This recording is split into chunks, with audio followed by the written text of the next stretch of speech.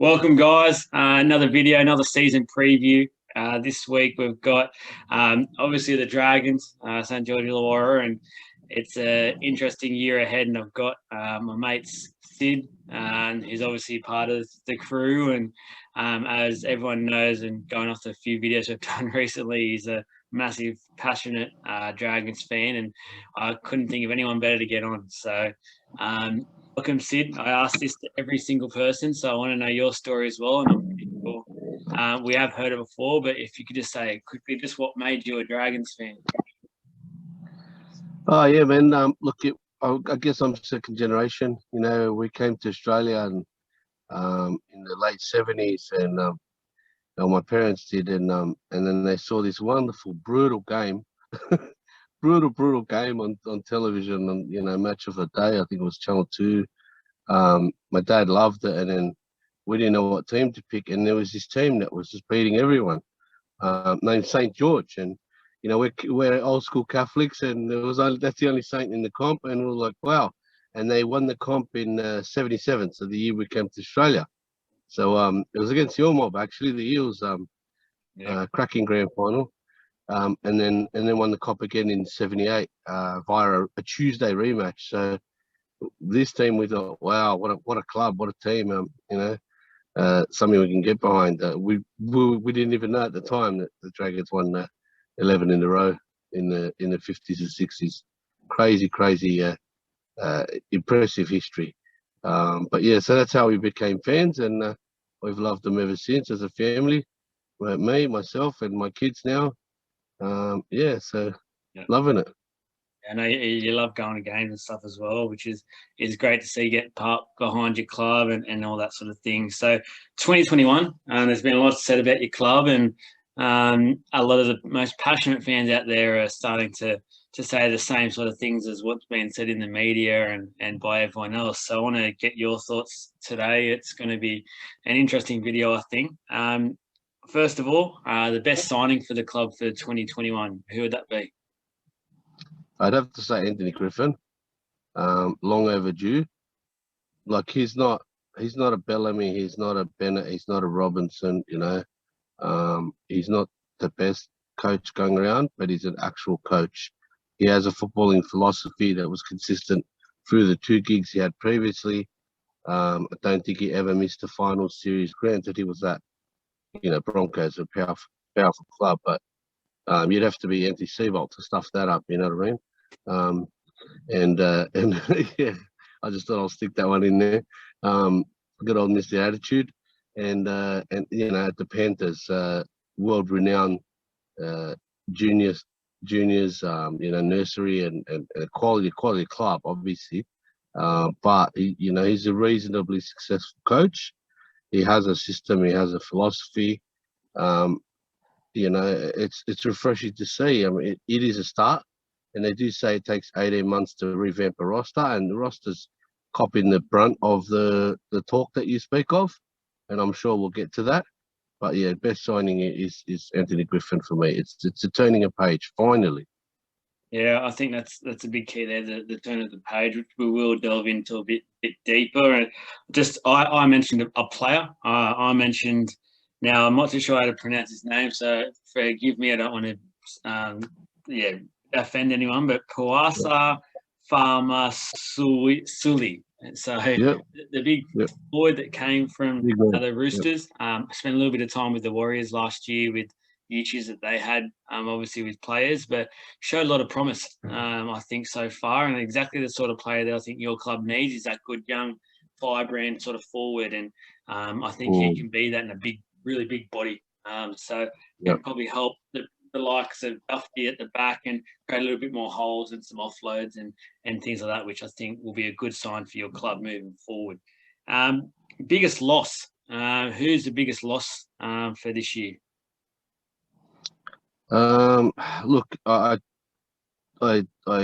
give it some thought. I didn't want to give the obvious one, Tyson Frizzell, but I have to say he's the biggest loss. I mean, don't want to get fancy. He's an Origin back rower.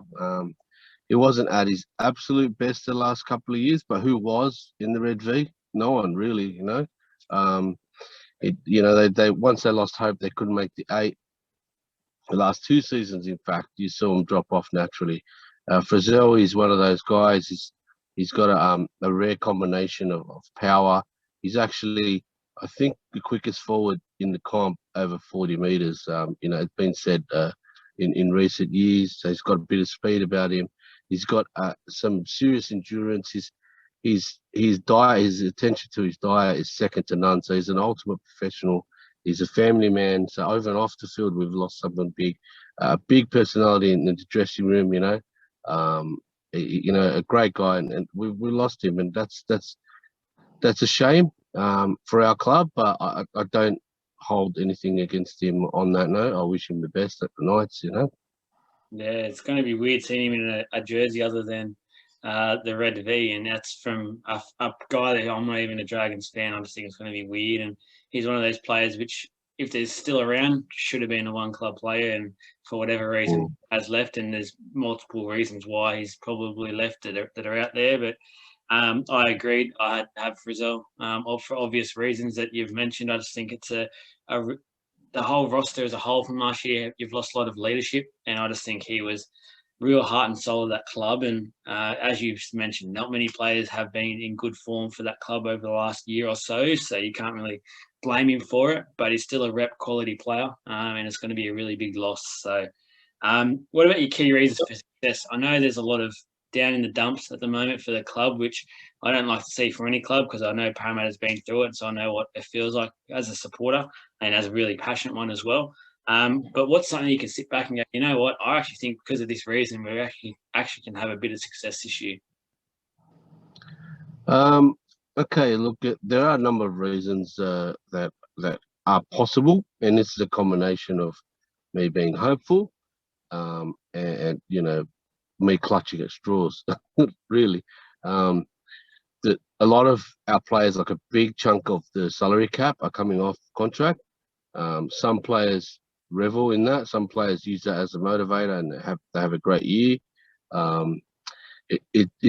It's something that when we do drop off halfway through the year and we can't make the 8, at least they can stay motivated on the personal level.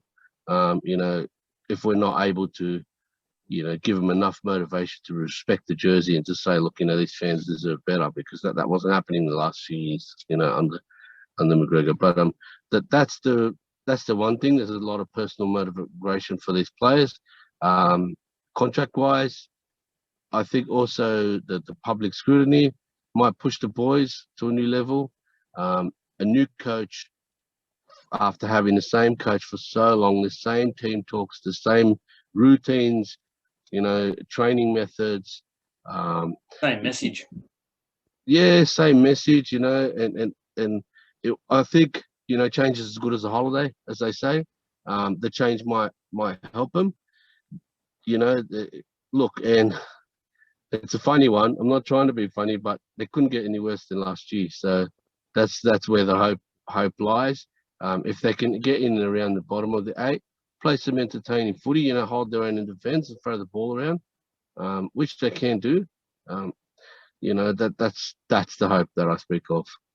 Yeah, I agree with everything you said there. And I just mentioned that I picked one. I went for the shake-up at the club. So basically talking about the McGregor sacking and moving on, which I think is a massive thing for that club. And I know after having multiple chats with yourself and other Dragons fans, they were pretty over the message that was continually getting told, and it was a whole. For mine, it looked like he was more of a mate towards the end of it than an actual coach, and I think that's sort of the players sort of took him for a ride at the back there. And nothing against McGregor. I'm not going to sit here and say he can't coach. It's just that I think he was there for too long. I think it would have been better for him to go somewhere else. Cut that off a few years earlier. Yeah, I think moving forward, the shake-up, a new voice to say some messages and just refreshing the players up is probably going to be a really good reason for some possible success this year. Look, we've got to talk about some stuff that has obviously been out and about, and it's obviously been some very negative thoughts about the club in this off-season. What's your biggest concern for this year? Is there something that you can put your finger on and go, I'm really, really not happy with this? there's a lot going on. It's becoming more and more publicized. Strangely, I don't know why this year it's all of a sudden even the media's having to go. Fox Sports guys had a crack at MG on the radio had a crack the other day, and they're all talking about the recruitment and retention. Even Peter Tunks on the radio as well. To name a few. And they're all talking about recruitment and retention structure. Now, I really don't want to name names because we don't know the exact structure because things have changed in a short period of time. But as you know, and as we've talked about many times, it takes a long time to shape a roster. Perfect example is Frizzell. He got signed a year and a bit before he's gone to Newcastle. The best player in the world, Tedesco, he got signed a year and a half while he was at the Tigers. Got signed a year and a half in advance. Kalen Ponga wasn't even playing first grade and got signed for Knights, if you recall. This is how far ahead you have to look. This is why this year is so bad. There was no foresight, I feel. The fact that very, very late towards the end of the year, a perfect example is to show the lack of foresight is we had Lafayette and Aiken in centres and they were just immovable objects, which is fine. The coach, whatever, right? We can't go back in time and change it. He made that decision. And then probably with, a few games to go, all of a sudden, Lafayette was nowhere to be seen. Aiken got dropped. Then he was a bench forward for a little bit, playing in the middle, and then they're both out of the club. Lafayette got a mid-season transfer to the Dogs, and all of a sudden, so that's great. They've identified a problem. They said, okay, our centers, because edges are probably the second hardest and most significant area to defend on the field, along with right up the middle around the ruck, right? They've identified the problem. They got rid of them, but where's your plan to replace them? Where's the plan? You don't really get rid of them until you have something in the pipeline. I mean, they talked about Latrell the year before, just before he went to Souths. They talked about James Roberts for a little bit, and all the while, us Saints fan were like, "Yeah, okay, this is a dream. It's not going to happen. You're dreaming." We just never land any players, and it all comes down to the recruitment and retention. The people, I don't know what they're saying in the negotiation room. They very rarely land a big target. So there's a real problem, and that's only one example. We haven't replaced Frizzell yet, as well. I mean, but what happened there? He signed a year and a bit in advance. What happened? So recruitment and retention is the biggest frustrating thing. Yeah, that's interesting to hear. And there's obviously, you didn't even mention the Israel Folau saga that happened, which isn't necessarily part of the issue. I know that was a lot to do with the NRL and some feedback from sponsors, but the fact that was made so public so early when they didn't have the full backstory behind it, they should have done some research first. And for mine as an outsider, you sort of see that and you go, oh, it's not really a professional look. But I mentioned the lack of leadership I looked at your roster today, and I look at every roster before I do these videos to just go over some players and things like that. And I was pretty critical of Ben Hunt getting the captaincy at the club this year. I have been since it happened, and I don't see any reason to change my mind on that.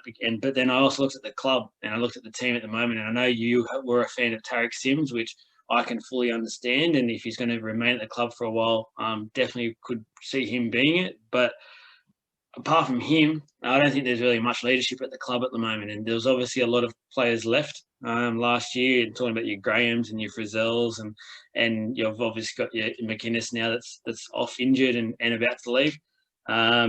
There's nothing there. And for mine, I don't think Ben Hunt's the player, especially after his comments last year in terms of him being a hooker at the time was best for the club. And he was basically refusing to do that. Every press conference he had the chance to talk about being preferred at the halfback position. And I don't think that's captain quality for a club. I think a clubman is always about what's best for the team, even if it's what personally he wants. So for mine, I think that's a really big concern heading into this year. And I kind of want to get your quick thoughts on that matter. What's your thoughts of Ben Hunt being the captain of the St. George Illawarra Dragons for 2021? I can split it into two things. One, I believe the coach is going with what he knows because he has got a history with Hunt and Norman for that matter. That's why Norman's got the inside running to retain his position, number 6 jumper for at least a few games. That's why he got McCulloch as well, because he's had to. These are his special circumstances where recruitment is difficult for a number of reasons. We lost a bunch of players you mentioned earlier, and so it's big salary cap gap, but we can't fill it with quality, so we're just getting left out. So anyway, so they're going with what they know, the familiarity thing, and he's put Hunt right, senior player, ish player. I mean, he's 30 now, and he's got to run the team. He's got to yell at the players anyways, because he's got to run the plays. It sounds like a convenient option as well. I just think for Hunt at a personal level, I've talked about it many times. He's got the sad eyes. He's a little bit of a stress head. If things don't go his way, one error can turn into three, and it's it's hard enough for him to worry about his own game, let alone control the whole team. That's the worry that I have. I would have gone with, as you and I discussed, outside of any video, I would have gone with Sims and Paul Vaughan like a vice captain. So there's got to be one of them on at all times. A big man, and it could just lead from the front, and maybe to inspire them to run a little bit harder and fight for the quick play the ball, because their job is a lot simpler than trying to remember every play and put every play in every position and what time and where we're kicking for and where we're looking to aim the ruck and when do we need to go. It's just too much for a halfback. It's too much, let alone somebody like Ben Hunt. Yeah, I normally at this point of the video I normally ask for a final thought, but I think with the Dragons, it's obviously a bit different this year. I want to sort of ask one more question, which I think has been around I'm on a lot of fans pages and stuff, and you're the same. And where does you've obviously now you've got McCulloch there now. You've got Hooker, and Hunt for mine is a better hooker these days, but he's not going to be playing that because obviously you've got McCulloch there. So you've got 3 players for 2 positions. I'm talking about Hunt, Norman, and for mine and Clune, which I don't see what the point of blooding him last year was if he's not in the mix anymore. And for mine, he actually looked like, out of the 3, he's probably looked like the best for all 3, and he's on the least amount of money. Where does Clune sit this year? Where do you see him for the rest of this year? See, I think it's going to be second string. Clune's one of those guys in the old days when they had reserve grade, they'd put him as captain of reserve grade. Because when you could pack captain of reserve grade, it's like a backhanded slap in the face. Because yes, you're captain, that's awesome, but they're also saying you're not leaving reserve grade. The reason I say that, obviously he's very limited in physical ability, gifts, if you like. Very solid player, decent kicking game. There's no real outstanding attribute. It's very just a safe, solid option. And he's very late debutant. So I mean, he's 25 now. I think he really got into the first grade last year. So 24. That's really late. So I think he will still stay just a second string halfback for an option, a rotation, or if Hunky calls up for Origin, then they can look after that. And it won't be much more than that for Adam Clune. Yeah, well, look, there's so much more we can talk about, and I think after this one we might do another one, just in regards to the club and probably a mid-season one, and answer a few more questions. But what's your finishing position for the Dragons? Where do you see him finishing? Look, I would love to see us in 8. I doubt it. I doubt it very much. I'd be content with 9th or 10th. I'll say 9th. We'll take Tiger's spot this year, 9th, all right? Well, look, people are going to hate me, but I've actually got the team as the wooden spoon of favourites, and I think a bottom 4 finish is probably realistic, just in regards to what's happening overall with the club. And I really do hope for Dragons fans, for your sake, and for the members, fans, players, and it gets turned around, and it gets turned around quickly. it's similar to where the Broncos are at the moment. I just think there's a long way up this hill before there's a turn down. But hopefully Griffin has shown in the past he can do it. He can rebuild and get some key players in. As you said, there's got to be some good young kids coming through that you've got to jump on early. That's why I do like the signing of the Farmasuli. And it's a breath of fresh air, and it's a look into the future, which, as you've said, hasn't been done much with the club. So, Sid, I really, really hope it's a good year for you guys. I know you're passionate. You're going to be on the videos, and well, I know we give you a little bit here and there, but we do love you, and we hope the club can pull out of what seems to be a media bash at the moment, and can have a good year ahead. Thanks, mate. And just I just want to rebuttal in regards to your wooden spoon prediction. I mean, it's fine. A lot of people are saying that. I get it. And it is a realistic possibility. We're in and around that area, if you ask me, of quality, along with the Broncos, the Cowboys, and maybe one other, maybe the Dogs, I guess. But just to name a few. But maybe, just maybe, we will. I think we might be able to be like the Harlem Globetrotters. No pressure, just throw the ball around. Have a bit of fun. We might put a score on here and there for against teams and get some wins up. At least be entertainers this year, and then regroup and rebuild that. They're gonna have to rebuild that squad. And like you said, you got young guys like Sullivan and Cody Ramsey, and combining with the likes of Lomax and Dufty, there's some attack there. I don't know, maybe, who knows?